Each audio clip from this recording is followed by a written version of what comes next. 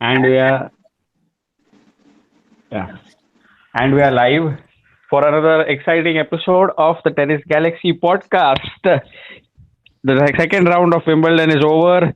The Nick Kyrgios versus Rafael Nadal match is also over. Explosive, personal, grudge. It had everything in it. And Rafael Nadal, to be very honest, you cannot say prevails, but he passes the Nick Kyrgios test after all the drama and antics that were seen on center court. I'm your host Prasad, and Prakash and Rajke in the house to discuss the second round of Wimbledon. And guys, the main focus of the second round men's action is all about Kyrgios Nadal on center court, the drama that unfolded. So I'm very curious to hear from you guys. I know there are some points which we shouldn't be making, but there are some that should be addressed, and we do it now. So Rajke, let's start with you. Nadal versus Kyrgios. Did you expect Kyrgios to take a set of Nadal? Well, I expected him to take a set or less of Nadal.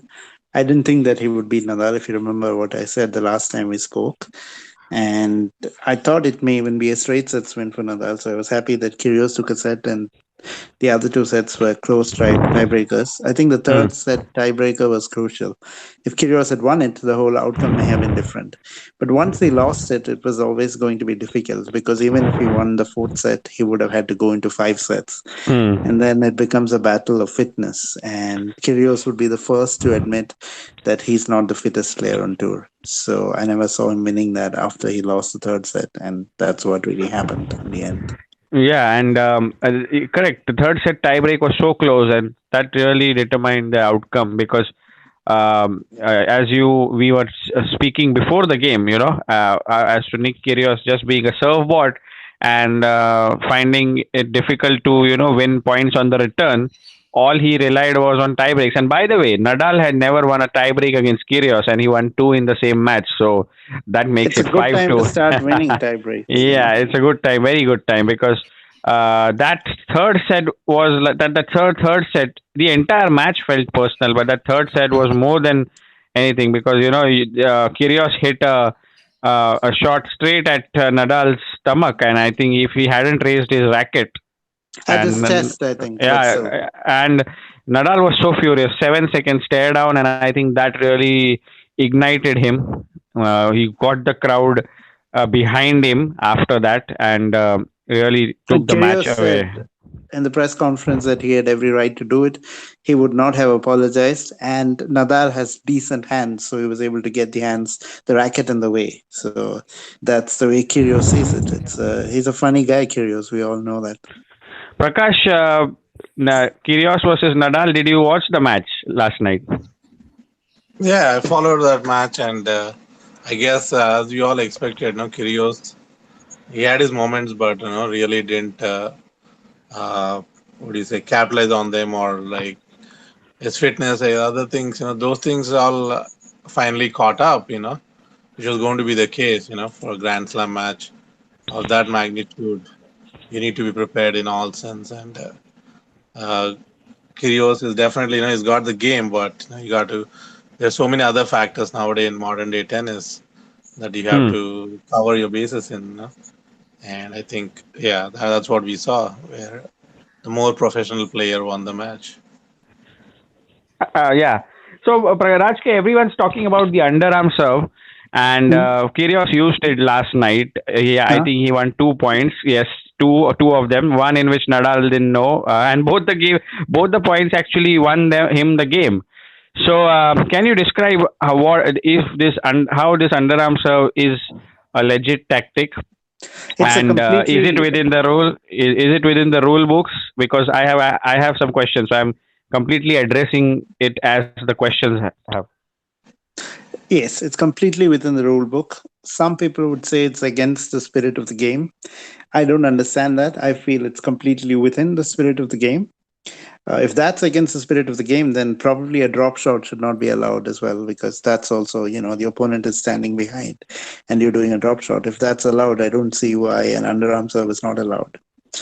However, It's got to be used sparingly, particularly for somebody who has such a wonderful serve as Nick Kyrgios.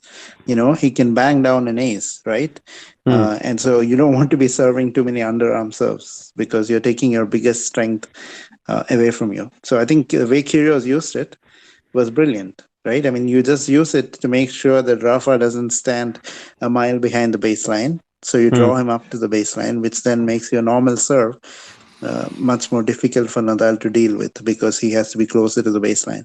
I think it's a fantastic tactic. And of all the things that Nick Kyrgios has done this year, I think he's done a tremendous service to tennis by having generated this kind of a discussion around the underarm serve. And most people that I see agree that this is a legal tactic. And so giving some kind of acceptability to that would be one of Kyrgios' biggest contributions this year. Hmm. And Prakash, you mentioned in the group that if the courts were slower and you're tired of seeing these baseline grinders wearing down the aggressive attacking players. Can you elaborate more on that? Oh, well, I mean, it's been for a while now, I would say since the 2012 Australian Open final, where I think Djokovic and Nadal went for around 6 hours plus. And I think, I mean, I understand why the courts were slowed down. People were tired of matches, where there were not many rallies. But then I think the 2012 Australian Open final was the indicator that I think they slowed it down too much. And given other conditions, right, that players are much more faster now and the rackets they get to use. I think all these factors, I think they have swung the pendulum a little too far the other side. And right now, if you look at it, you see, uh, I mean, the aggressive players, I feel, even on the indoor courts and stuff, they do not, I mean, you have to hit like quite a few, winners actually to really get the point, to win a point. And the defensive players, I think, are a much bigger edge. And I think we need to find more balance that way. Hmm. Because I am a supporter of aggressive and attacking style in sport. I do not think yes, defense has its place, but I think eventually good aggression and an attacking attitude needs to be rewarded, and that's the Yeah. way to go. Yeah, Rajke, anything you would like to add there or counter or whatever? Yeah. Um, yeah, I think all four Grand Slams should not play on the same speed. I don't think it's right. Now, whether that speed is too fast, I wouldn't like that either. If they're all too slow, I wouldn't like it either. So I would like a difference between the Grand Slam surfaces in terms of speed. So I agree that we need more variety on the ATP tennis tour. And like whether you prefer aggressive or defensive, tennis is a personal preference, and that's fine. But we need to see both. And so in that sense, I agree that we need more variety in terms of the court speeds. Fair enough. Stat alert here, and Nick Kyrgios last night hit just the second fastest second serve in history, 143 miles an hour, off Ivo Karlovic records from 2007. So that's been quite a long time, isn't it? 12 years. But to wrap Kyrgios versus Nadal, Rajke, the question for you is Nadal seemed so composed, and he did he made his racket do the talking instead of the vocal cords which Kyrgios was using to distract him. Um, how much will this win help Nadal in his quest for another Wimbledon title? So, in the sense that he's beaten someone who has beaten him before at Wimbledon, that's going to give him a lot of confidence. Having said that, Nick Kyrgios is a very different kind of player. So, beating him does not necessarily tell you anything about his chances against other players, other more normal in quotes players, like, for example, Federer or Djokovic or even Query. They're not going to play him the way Nick Kyrgios does. All these Hmm. guys are more professional. They're going to put in more effort. So you're Hmm. going to see fewer of these mad moments. So it's good for Nadal that he overcame Kyrgios, but I'm not exactly sure what that tells us about his chances when he plays a more conventional opponent. Probably nothing. All his matches are going to be new matches. So it's good that he won a Prakash, match, but this doesn't hmm. tell us much about Yeah. his chances. Prakash, Kyrgios' behavior throughout the years and the way he's becoming famous for his antics, apart from rather than his tennis, you know, um, what does he have to do? What does you, as you rightly mentioned in one of the tweets, it is so difficult to harness talent. Can Nick Kyrgios ever go on and win a Grand Slam with such an if he improves his attitude? If there's a big if, I tell you. Right, and so the good news is that people are winning Grand Slams even well beyond into their 30s. It's not as bad. It was like if you look from the, I guess, after Connors, right, in the 80s till about maybe mid 2000s, or like or even like you can say till Federer entered his 30s. That's almost like 30 years. Uh, People were not. I mean, once you're past like 28 or something, it was kind of tough to win Grand Slams. Agassi was the exception, but also there were a lot of years in the middle that he kind of, you can say, escaped, or he was not able to play for various reasons. So he had a longer career to earn, or he was able to win slams after 30. Hmm. But now again, we see with this, with Federer and now Nadal and Djokovic, that kind of age restriction is not so much. And of course, you see even other players, right? Karlovic is what 40 plus and is still playing and Hmm. is putting up decent records. So I think so. Kyrgios has a longer window. That's a good news. But of course, the bad news is that we have been here. We've been talking about this for almost the last 5 years. Since he announced himself with that win over Nadal. So everyone, and I think, yeah, basically everyone has given all sorts of advice. But again, it's all about the implementation. And I feel if you look at the history, and not only tennis, in most sports, I feel beyond a level, I think it's hard to harness the talent. It becomes a burden, and I think that's what we see with Kyrgios. He's just gifted, and I've heard so many experts who think he is pretty much as talented as a player we have seen in tennis history, and so Hmm. Hmm. Hmm. he can definitely win. But the path, I think, it's a really tough path that needs to be taken, and only Kyrgios can answer that question Yeah, whether and, he's and only time, and only with time we will know what happens. exactly But right. yeah, but that's all about Kyrgios Nadal. Such a personal match, and if you see if you won't realize how personal it was in the highlights only because there was so much going on. There was so much talking. There was such a fuss created by Kyrgios to distract Nadal moving along when he was serving, and Nadal standing so behind the baseline. Kyrgios with that underarm serve. So everything, it had everything. The center court was lit, and I think the people got their money's worth.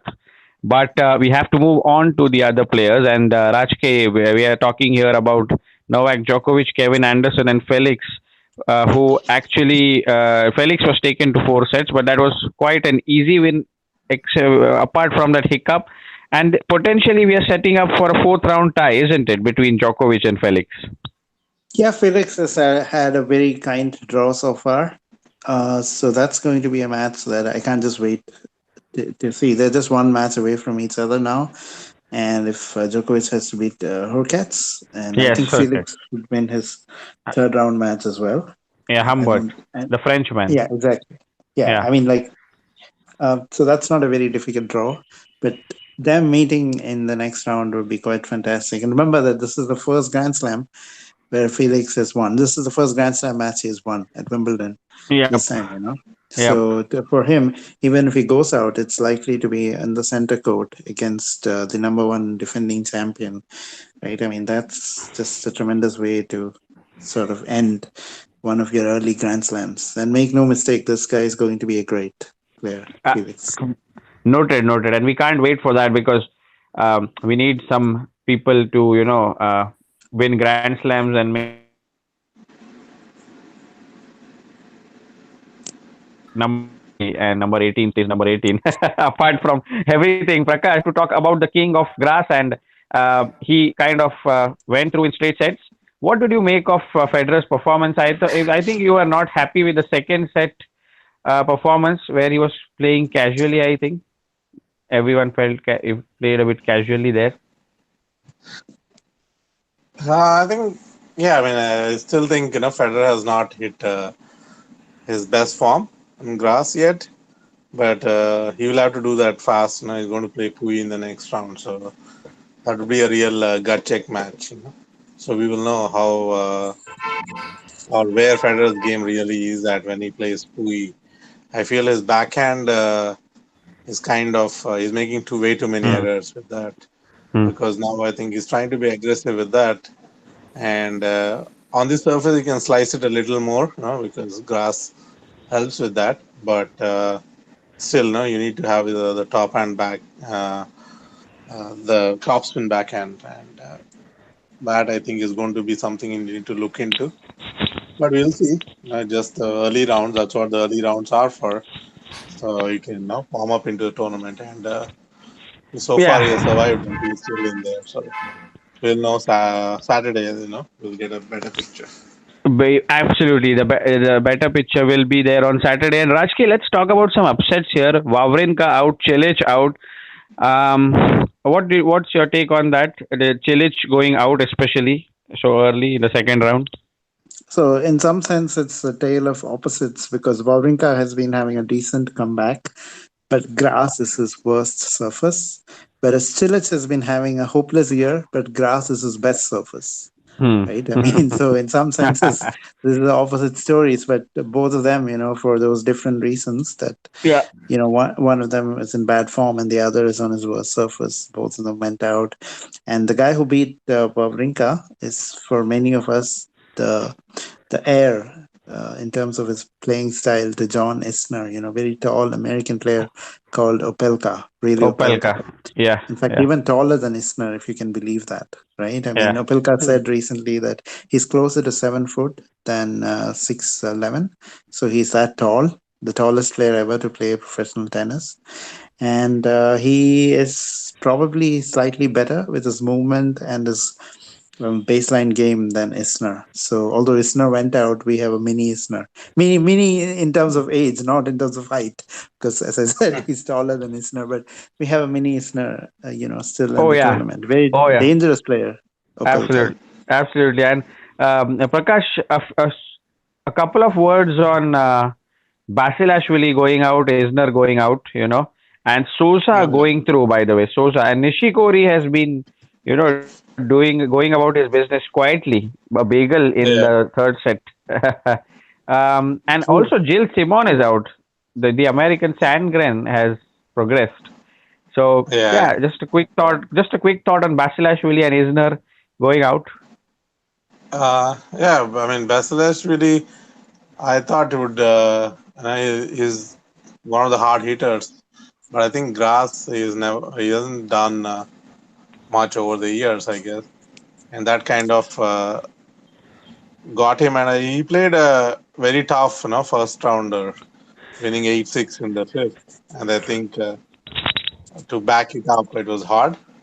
And Sousa I was expecting Chile to have a tough match there, but Sousa actually, I mean, routine him, and I'm quite impressed. And Sousa keeps doing this, every now and then he's had runs, and it's good to. I mean, I just thought, that was a tricky match for Chilich, who I thought would be the guy to make the fourth round from that section, but Sousa is, yeah, he won in pretty easily. Yeah. And Isner, yeah, Isner is always he's had up and down here, and I don't think he played the clay court season right after Miami in the final where he was injured. He did not. And he was playing Kukishkin, who has even troubled Nadal a few years back. So it's not going to be an easy match. And yeah, Isner went down. So we've been seeing, even pretty big players. We've seen the next gen crop got busted in the first round. So yeah, grass things happen very fast. It's not easy. Yeah, but yeah, the top three guys have survived, but the others are like in for a tough ride, I guess.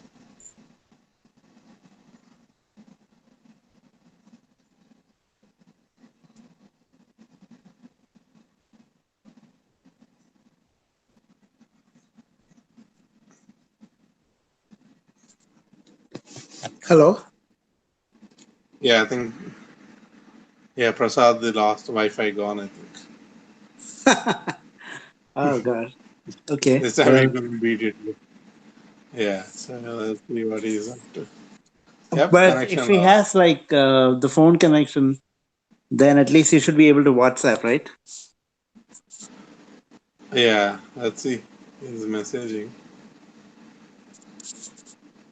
Okay, so let's disconnect and then hope that he joins back, right? Okay, chalo. Okay. Bye. Bye.